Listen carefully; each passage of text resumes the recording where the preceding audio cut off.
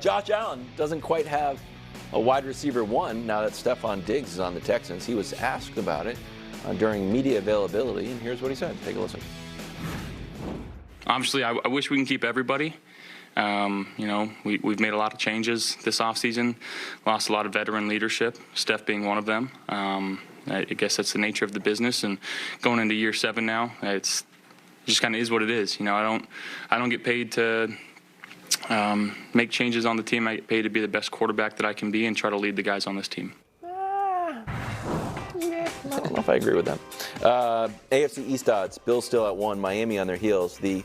Hold on, what did he say on that podcast? Jets at 3. And the frisky will be better than you think Patriots at 4. Brew, do the Bills deserve to be AFC East favorites? Deserve, sure. I mean, look, they've won it the last 4 years. Sure. They have the best quarterback in the division.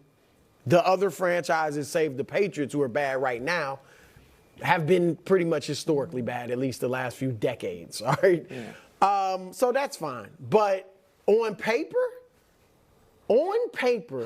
the best team in the division is the Jets. Oh, God. On paper, like Nick says, if everybody's healthy, if we're assuming everybody's not healthy, in football, when it never is the case. But go ahead. I mean, if everybody's healthy, the Jets are the best team. They won 7 games last year with the worst quarterback play in the league. They beat Buffalo. They beat Philadelphia. They beat Houston with the worst quarterback play in the league. If Rodgers is just solid with these weapons?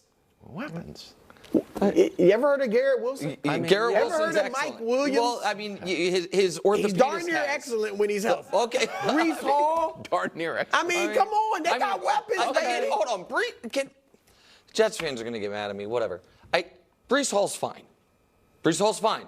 Yeah. He was awesome the first half dozen games of his career. Right, a fine running back might run for 1,200 yards. Okay, well, Brees Hall last year didn't manage 1,000. Well, the Jets tried to game the final game of the season to get him to 1,000. In addition to being poorly coached, they're poor at math, and he ended up missing out on it. They're like, somebody screwed up the abacus. How are they poor? And I'm not saying that Salah is Vince Lombardi. Okay. How are they poorly coached when they won 7 games and beat the teams I just mentioned with Zach Wilson at quarterback? Listen, I am this weird guy who believes the coach's stat is wins. I know you don't. Do you think it's but I need some players. Okay, I get it.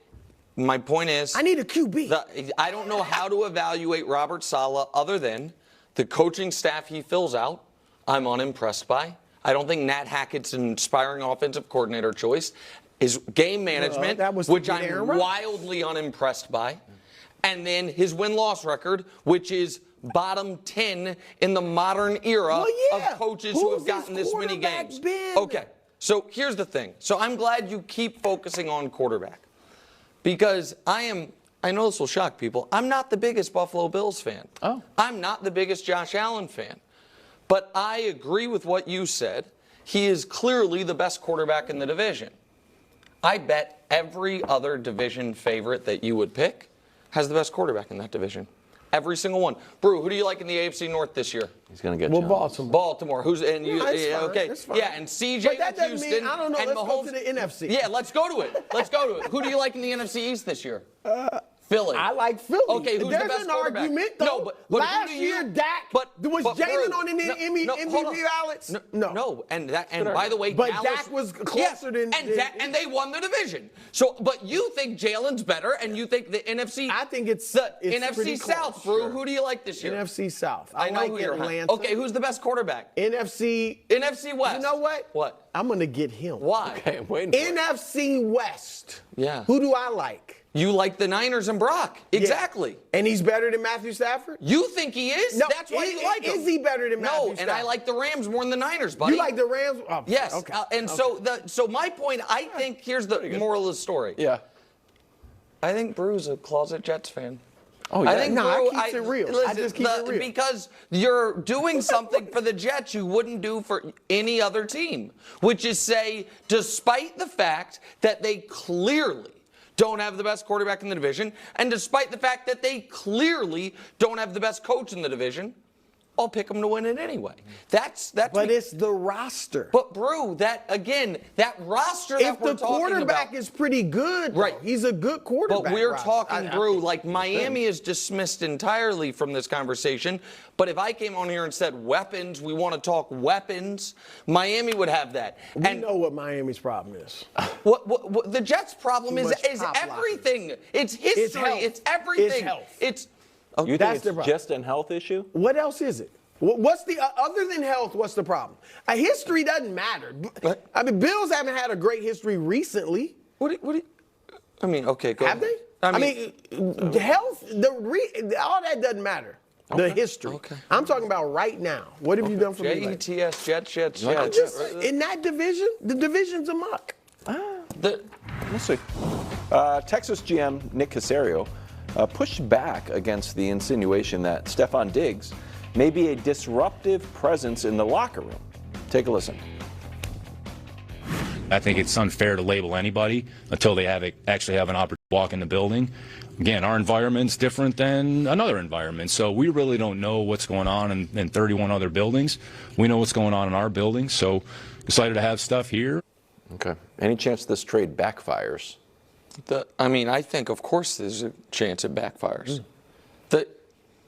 So Diggs, every year with Buffalo, had 160 targets. The fewest was one. We can show it, I guess. The Wilds has it. That it was amazingly consistent. Yep. And I was shocked that last year, because his production fell off a cliff at the end, that last year was still, exactly where it was every other year. Mm-hmm.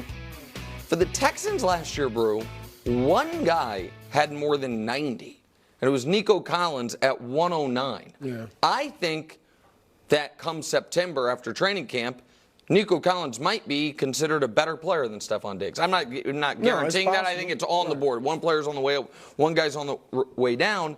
And this is the downside, in my opinion, to the ripping up of the contract that they did. Stefon is going to theoretically be on his best behavior because it's a free agent year. But he also might be extra irritated if he's not getting the targets because it's a free agent year. So I'm not predicting this is a disaster. It's so low risk, so low cost, I should say. But of course there's a chance that he comes in there, is marginalized for the first time since, his early part of his career in Minnesota, and is not happy about it. So yeah, I say yes. No, I agree. Look, I think he's smart enough to know it's a contract year. Got somewhat of a reputation out there, all right? So let me be on my best behavior. But as Nick said, the contract year could work the other way. I need some numbers. Yeah. If Tank Dell or Nico Collins is getting more targets, more numbers, and Steph starts squawking with a young quarterback, honestly, if that were the case, I would trade him or cut him. Yeah. I would not let that ruin I wouldn't really ruin my season. And I don't think, I'm with Nick, I don't think he's going to do it, but it is on the board. And if he does start doing it, I got to get rid of him. It's a good test for CJ. Yeah, CJ's leadership, and he'll have to handle it. Yeah. Yep. It's a good, in a weird way, this is kind of, I'm sure this isn't why Caserio did it, but this is a benefit of having a, call it flamboyant's the wrong word, but potentially, emotional, mercurial player is for your young head coach and young quarterback, getting them experience in dealing with it, seeing how they deal with it, and seeing how, if it doesn't go right, how they can learn from that. Because I know people are super high on the Texans this year, and I understand why people would be.